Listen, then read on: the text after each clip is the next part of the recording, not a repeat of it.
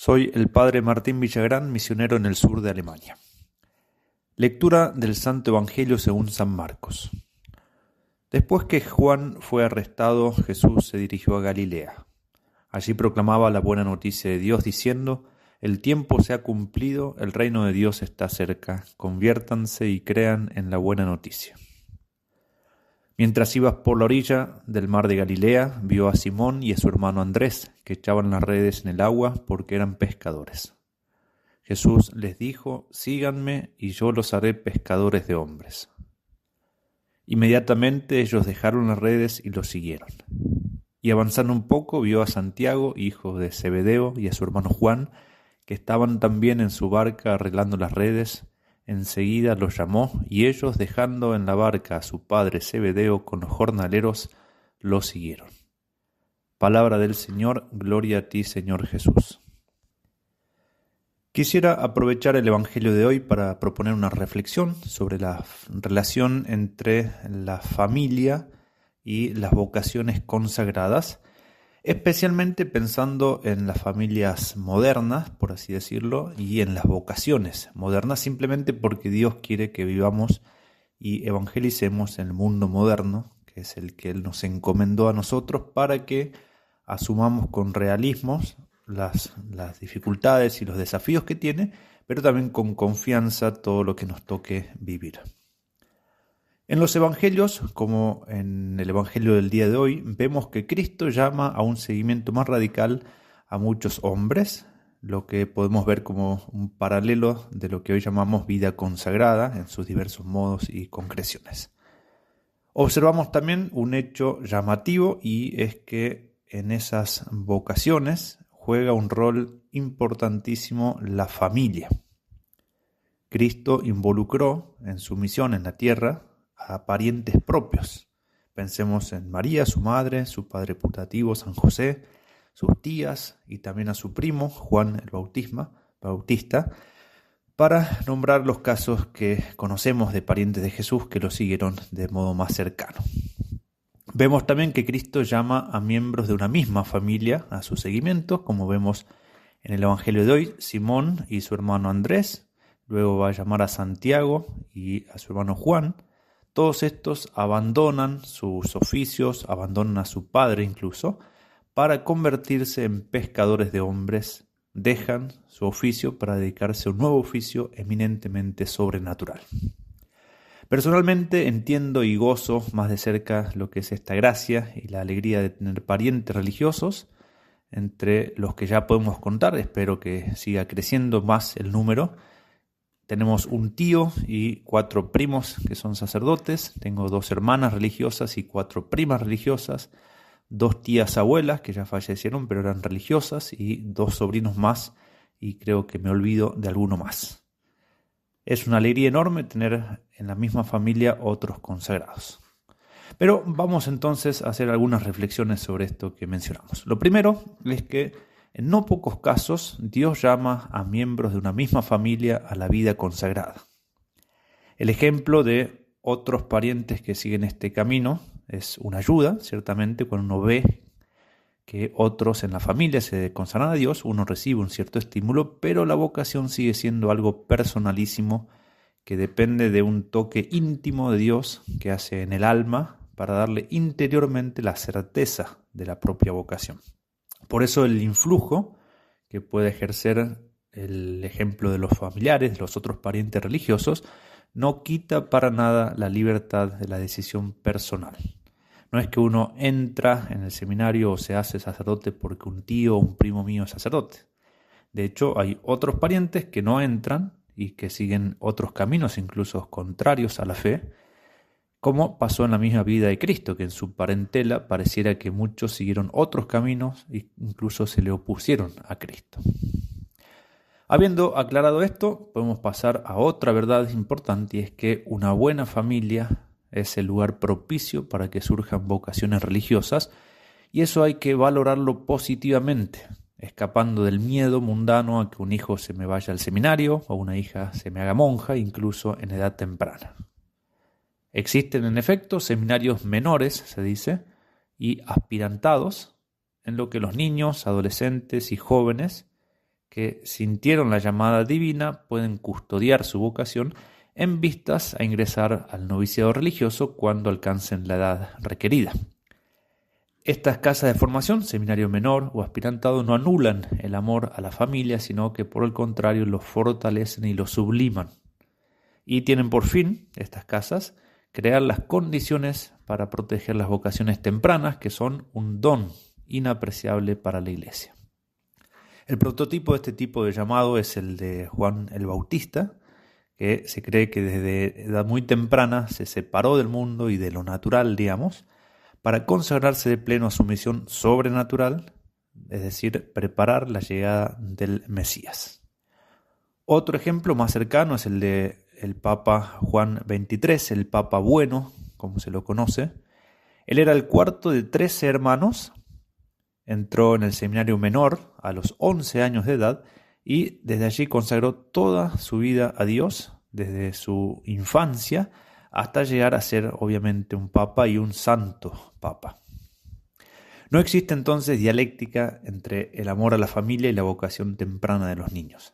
Eso depende de Dios, de cuando Dios quiere llamar, y en esto hay que ser muy dóciles, con prudencia, pero muy dóciles a lo que Dios hace entender a nuestros hijos, a los jóvenes, a los niños. Obviamente implica un sacrificio para todos, pero es un sacrificio por Dios y Dios no se deja ganar nunca en generosidad. Una buena familia es un semillero para las vocaciones religiosas y sacerdotales, entre otras cosas porque una familia católica vive abandonada en las manos de Dios y sabe ser generosa con Dios. Generosa en cuanto a la apertura a la vida natural y a aceptar todos los hijos que Dios les mande, pero también generosa en cuanto a la vocación de sus hijos. El segundo punto en esta reflexión tiene que ver con las vocaciones modernas, por así llamarlas, y las dificultades y desafíos que se presentan en la sociedad actual. Hoy en día hay cristianos, incluso entre clérigos y religiosas con cargos jerárquicos, que ven las vocaciones como un problema y sospechan de toda institución que tenga muchas vocaciones, que, dicho sea de paso, son muchas de modo relativo, solo en comparación con la esterilidad generalizada que hay en este campo, por lo cual, visto de modo objetivo, las vocaciones religiosas son aún poquísimas, incluso en los ambientes en los que actualmente florecen. Pero como digo, hay quienes ven como un problema que haya vocaciones y con ese mismo vicio de entender todo al revés y pecando una y mil veces contra la luz, inculpan, atribuyen, achacan neciamente la falta de perseverancia de las vocaciones a las congregaciones que las admiten. Uno se pregunta en qué mundo viven estas personas, quizás que no han transitado ellas mismas la fatigosa tarea de promover, recibir, discernir, acompañar, proteger, corregir y consolar a las vocaciones que Dios manda. Vocaciones que surgen del mundo actual real, del mundo en el que nos toca vivir hoy. Un mundo en el que los jóvenes que son llamados tienen muchos aspectos de la personalidad y de la vida espiritual que quizás no han desarrollado suficientemente o que han sido corrompidos incluso por el ambiente moderno, cada vez más agresivo contra los valores y las virtudes cristianas. Pensemos en la secularización del mundo moderno, su falta de percepción y apreciación de lo sobrenatural. Pensemos en el así llamado cortoplacismo que padece la generación actual. Los jóvenes tienen un pánico a tomar decisiones a largo plazo o de por vida. En este punto hay que ayudar mucho a los jóvenes para que tomen decisiones de por vida, sea casarse o consagrarse a Dios y que confíen en la gracia de Dios. Los jóvenes modernos son parte de la cultura de lo fácil, de lo inmediato, del menor esfuerzo, de las relaciones y compromisos pasajeros. Pero, lejos de caer en lamentaciones estériles y postular un determinismo, pensando que los jóvenes no pueden más que iniciar caminos a corto plazo y superficiales, lejos de eso hay que recordar que así como Dios puede despertar de las piedras hijos de Abraham, del mismo modo puede despertar del desierto moderno muchas y santas vocaciones y dar a los jóvenes la perseverancia en la vocación.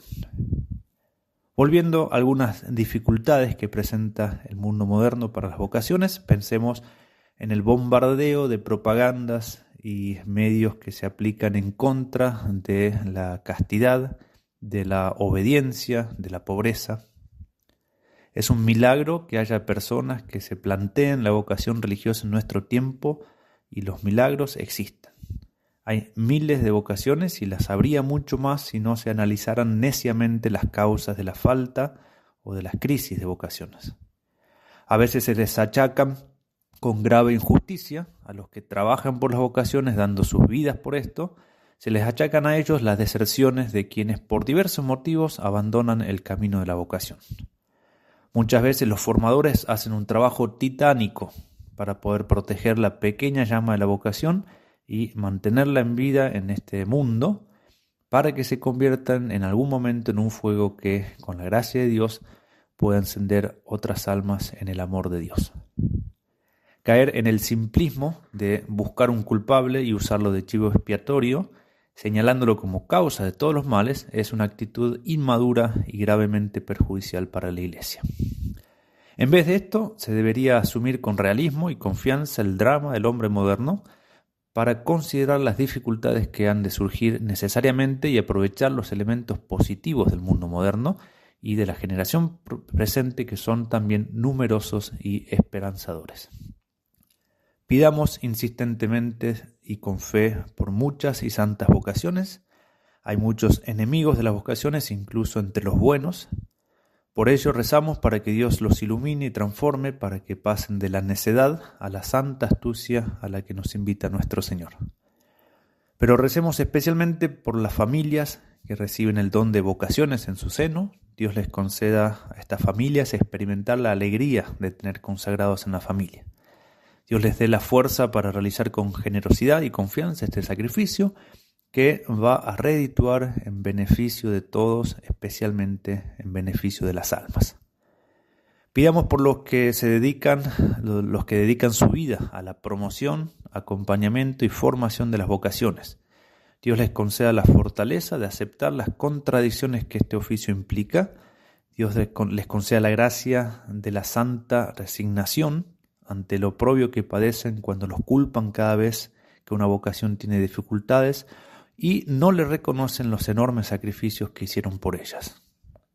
Pidamos finalmente por nuestra Iglesia para que renueve la confianza en la providencia divina y en este punto especialmente, y para que, consciente de que hay escasísimos trabajadores para la viña del Señor, ponga en práctica la cura que Cristo indicó para este mal, la oración por las vocaciones. Rogad pues al Señor de la mies que envíe obreros a su mies.